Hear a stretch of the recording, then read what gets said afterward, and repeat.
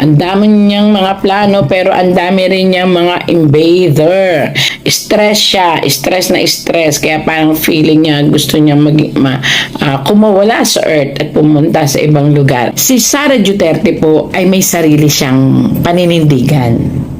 Pag alam niyang mali siya din, pwede siyang umurong at unti-unti niyang ikukorek yung pagkakamali niya na walang nagno-notice. Pero pag si Sara po ay ang tingin niya ay ops, ito ang tama ito ang tama. Well, hindi po natin siya pwedeng diktahan. Diretso siyang gagalaw at gagawin niya ang alam niyang tama. Alam mo niyo po yung may divine intervention na kapag ang tao para doon, kahit anong harang mo, papunta siya doon. Sometimes ayaw na niya. Sometimes gusto na niyang sumuko. Meron lang gusto siyang patunayan sa sarili niya. Ang daming mga basher po yan, basher about finances lagi ang walang may pupula sa kanya sa kanyang kandidatura, sa kanyang pamamaraan, kundi sa pera lang lagi siyang pupunahin.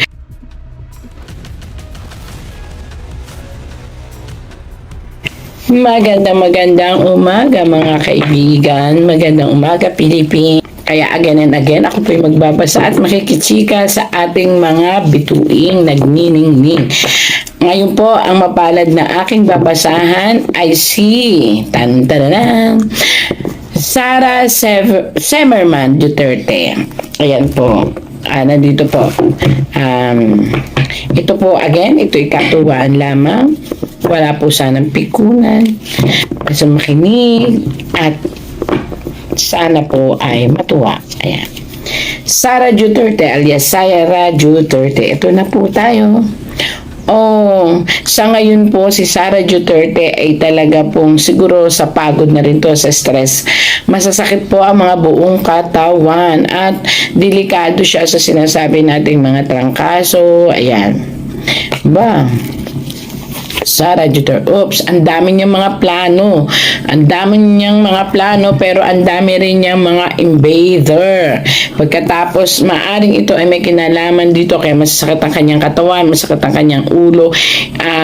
Stress siya, stress na stress. Kaya parang feeling niya gusto niya kumawala sa earth at pumunta sa ibang lugar. Ayan. At ito naman po ang kanyang mga plano. Ang plano niya actually is maganda naman. Kaya lang alam mo yung nobody is perfect about the plan. Maaring ang plano niya ay hindi maganda naman sa mga constituent niyang iba.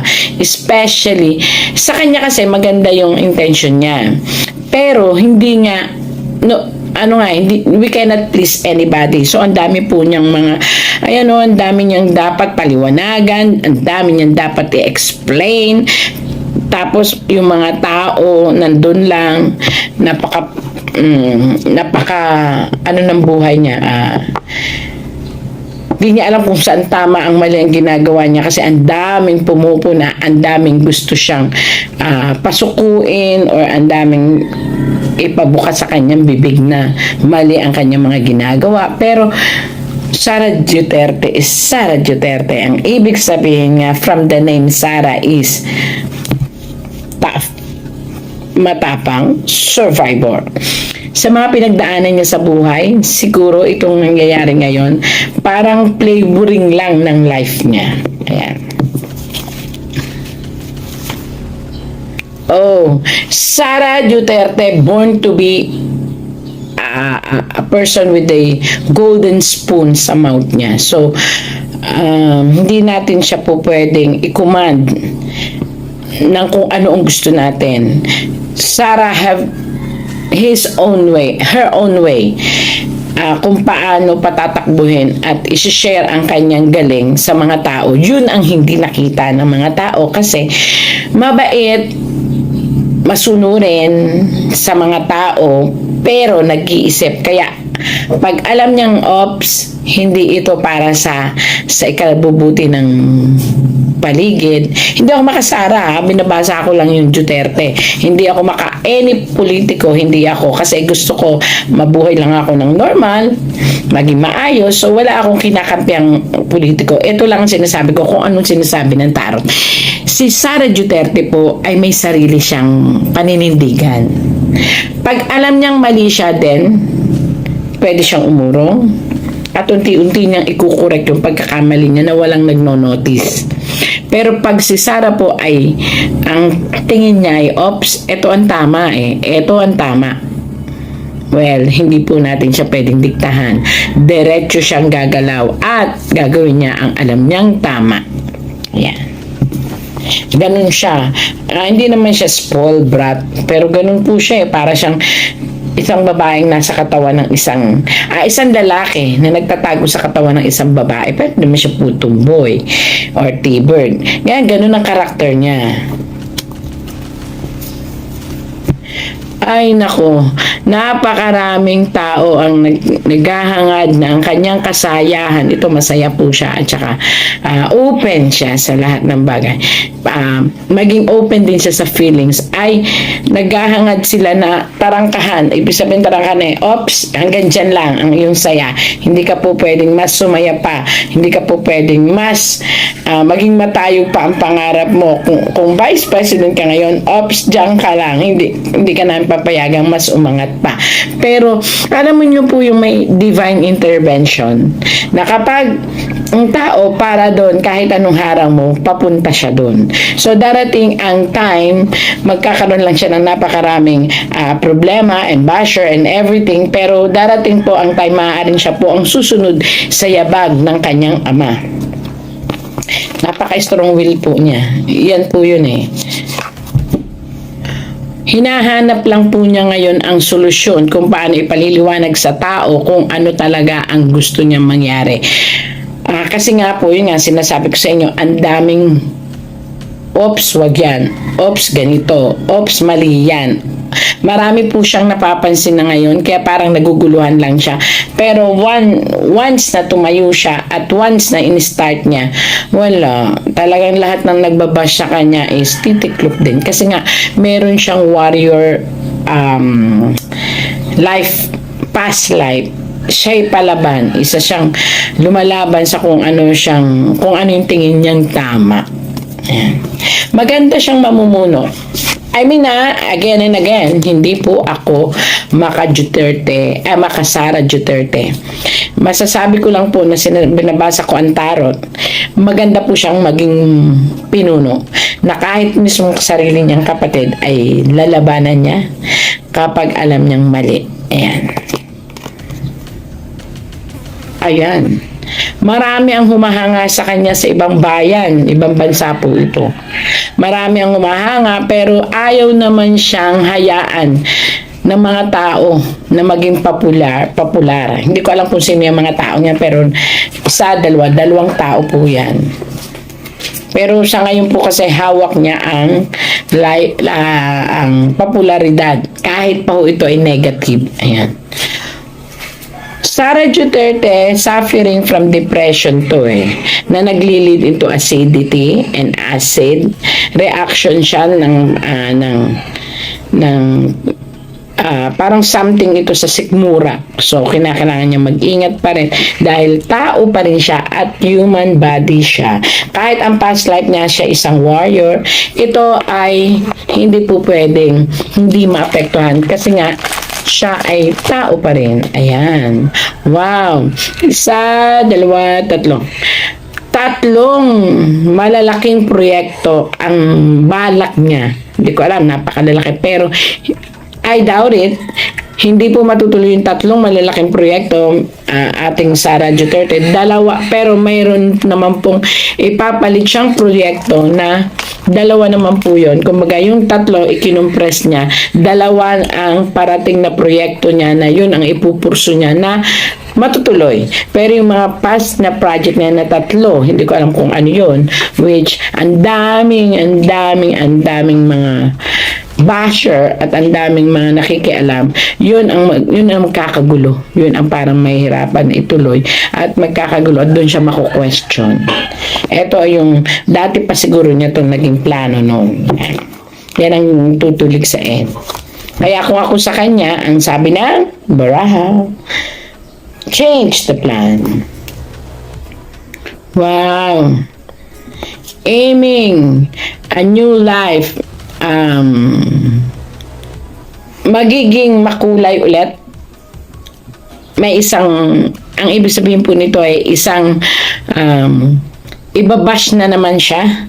Hindi ko alam kung ano ibabash sa kanya, pero ito ay about naman sa, yun nga, sa father niya, which hindi na dapat idikit sa kanya, pero since she is a Duterte, ang mga haters ni father niya, maaaring isa sa mga maggagawa ng paraan para siya ay umalis sa pwesto. Yan. But still, matigas nga ang ulo ng ating Vice President. Ang kanyang katigasan ng ulo ay nagre-react sa kanyang personalidad. Hindi, lalaban siya kasi alam niya na tama ang mga naging desisyon niya. Kung meron mang mali, talagang aaminin niya. Ganon ang kanyang karakter. Galing ha. Hindi ako pero she is born to be a politician. Even she don't want. Siya ay talagang isang politiko kahit ayaw niya. At ang kanyang kapalaran ay mas yayabong pa. Hahawak din siya ng isang posisyon sa isang, if ever hindi siya magiging presidente o hindi siya magpipresidente o hindi siya pupunta sa politika, darating ang times na hahawak siya ng malaking posisyon kung sakaling papasok siya sa kumpanya. Kung sakali namang magkakaroon siya ng isang negosyo, magiging top siya. So talagang yun ang kapalaran ng ating Vice President. So let it be. Marami man daw struggle is coming into a success one pa rin siya. May mga tao talagang ganun. But look at this one. Sometimes ayaw na niya. Sometimes gusto na niyang sumuko. Meron lang gusto siyang patunayan sa sarili niya. Kasi parang itong hamon ng tatay at anak Kaya mo ba? Which parang may gusto siyang patunayan na kaya ko to. Pero, sorry to say po, Ma'am Sara Duterte, minsan talagang ayaw mo na. You just want to sit back. And you just want to think na sana hindi na lang. Sana, puro sana at puro negative yun. Pero, at the end of the day, bigla na naman papasok ang tunay na Sara Duterte na matigas. Hindi. Hindi ako papayag. Ito, ipaliliwanag ko. Ganito ako. Ito ang gusto kong mangyari. Maganda ang point of view ko. Although maraming mga negative, ayaw niya ng negative, pero lalabas siya ng kwarto, ayos na ayos, nakangiti. Pero in the heart, tatayo siya. Ganon ka-strong ang personality ng ating Vice President. So, yung mga ganyan is categorized as a warrior. Sa ngayon kasi, kinakailangan, Ma'am Sara, kung ito pa po inyong naririnig, you have to check for the health of your mother. I-check nyo po, I don't know kung bakit po ito dumating. Something negative sa katawan po niya na nagpo-possess. I mean, kung naniniwala kayo sa mga black magic, there is something in the body of your mom. The black magic pero yun po ay cards lang. So, wow. Your father is really a survivor. May mga pagdadaanan siyang karamdaman at kinakailangan lang talagang para siyang may power alam mo yun, makainom lang ng water parang mabubuhay ulit, parang gano'n. Ganyan si Duterte. Para siyang may something sa katawan na ano to kasi powerful.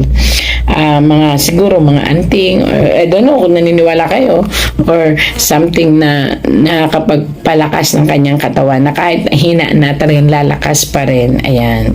Pero although yung katawan niya is, the body is willing but the mind is willing but the body is aching. Parang gano'n. Ayan. Wow. Disappointed ka sa mabubuking mo ngayon dito ang mga totoong tao sa paligid mo, coming ito sa'yo. Darating sa point of time na magkakaroon ka ng disappointment sa mga taong akala mo'y totoo. Ito na po yun. Parating ka doon. So, that's life, pero still you're a super warrior. Disappointed ang mga tao kasi may mga tarot lang po ito pero ito ay kamag-anak and kadugo, lalaki. Pakaingatan kasi baka ito ang magdulot ng disappointment sa buong family Duterte. I don't know. Pero pwede pang i-correct kasi ano naman sila, kahit sabihin pa natin Duterte sila, willing naman silang i-correct ang kanilang pagkakamali. Ang problema lang, may mga tao kasi na hindi makapagsabi sa kanila ng dapat na gawin kasi Duterte nga parang takot sila. Pero ang kailangan kasi ng mga anak ng Duterte ay yung tunay na nagmamalasakit, yung tunay na magsasabi ng katotohanan. Pero mababait sila. They can accept the payo. Yun lang ang gusto nila ay ma-feel din nila ang sincerity, hindi yung pinayuhan mo sila because of your own ambition or because of your own love yourself, parang ganon. So ito yung kailangan ng mga anak ng presidente ng Duterte. Yan. Wow. Ang life ng kanyang love life ni Sara Duterte is okay. Kung sakali man may lahat naman ng mag-asawa dumadaan sa mga lapses kasi wala siya talagang timing. So, maaring yung time frame yun ang hinahanap ng kanyang mahal.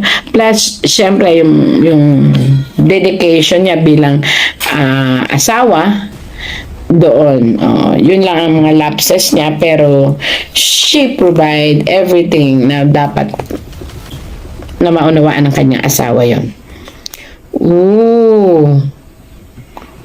Dadating ang time, magdadalawang isip ito kung itutuloy ito sa pagka-presidente ang kanyang upuan or another is bababa siya, bababa siya bilang isang governor or something or mayor or something or iaangat niya ang level ng kanyang kandidatura pagdating ng panahon into a president. So, let's wait. Siya pa rin ang magdi-decide. Wow! Para po sa lahat, hindi naman talaga perfecto ang mga tao, di ba? Pero nasa linya po niya talaga ang mamuno. So, again, hindi po ako Duterte, Sara, na supporter. Ako po ay nagbabasa lang ng tarot. Ang binabasa po, napansin nyo naman, kitang-kita dyan, nakaganon. So, matayog ang pangarap at matayog ang tala. Hindi lang pangarap ang kanyang pagkatao, ang kanyang siya, ang future niya ay matayog. So, it's up to the people. At it's up to Duterte, to Ma'am Sara Duterte. O, di po ba? Ayan. Sa kanya, pero yun ang kanyang kapalaran. Marami siyang this, what if, pero dahil nga matapang ang dugo niya, dahil nga survivor siya, parang sige na nga, follow the water, diba, sumunod na lang. Pero si Sara Duterte, siya yung tipo ng presidente na tinitimbang din niya ang mga bagay-bagay. Vice President na, siya ang Vice President na tinitimbang din niya ang mga bagay-bagay. At sabi ko nga sa inyo, alam niyang umupo pag alam niyang mali ang kanyang ginagawa. At alam niyang i-correct. Pero kapag tama siya, sasaludo, may espada siya. I will fight for it. Ang justice, pagsasamahin ko, pag-aaralan ko, pero patutunayan kung tama ang mga ginagawa ko. Hala, ang daming mga basher po yan, about finances lagi ang walang may pupula sa kanya sa kanyang kandidatura, sa kanyang pamamaraan, kundi sa pera lang lagi siyang pupunahin. So, she better think twice pagdating sa finances, pagdating sa paggagawa ng mga proyekto kasi talagang dun siya titirahin sa mga financial stability ng proyektong gagawin niya. At kinakailangan naka-recorded lahat yan. Kailangan black and white, naka-written para anytime pwede, ito yung aking project, ito finances, walang labis, walang kulang kasi dun lang talaga siya pupunahin ng lahat ng mga basher niya. Good or bad basher. meron siya ngayong kinasasangkutan na napakalakas na intriga. Napakalaking intriga. Ito ay about, may kinalaman din dito ang mga kasama niya sa paligid. So, mag-watch out siya. Maaaring siya hindi ganun, pero nasa paligid niya ang nagkakamali. Although, pagkakamali na wala kasi tayong perfectong panahon, pagkakataon pagdating sa politika. Lahat ay laging sisilipin. Maliit lang na pagkakamali, palalakahin yan. Kaya, well, good to say, kawawa rin ang mga politician natin. So, eto, kinakailangan mong pag-aralan ang lahat ng galaw ng iyong mga nasa paligid. Baka ikaw ang maipit. So, sorry to say, tapos na po ang atin about Sara Duterte, Vice President. Ma'am Sara Duterte. Hindi, again and again, it's just a for entertainment use. So, yung mga anti-Sara, wag naman po ako i-bash. I just reading. Yung mga makasara, well, wouldn't clap. Thank you, thank you, thank you. Again, kailangan talaga po pag ganito, maganda ang morning, isabay ang positive outlook sa buhay. Thank you.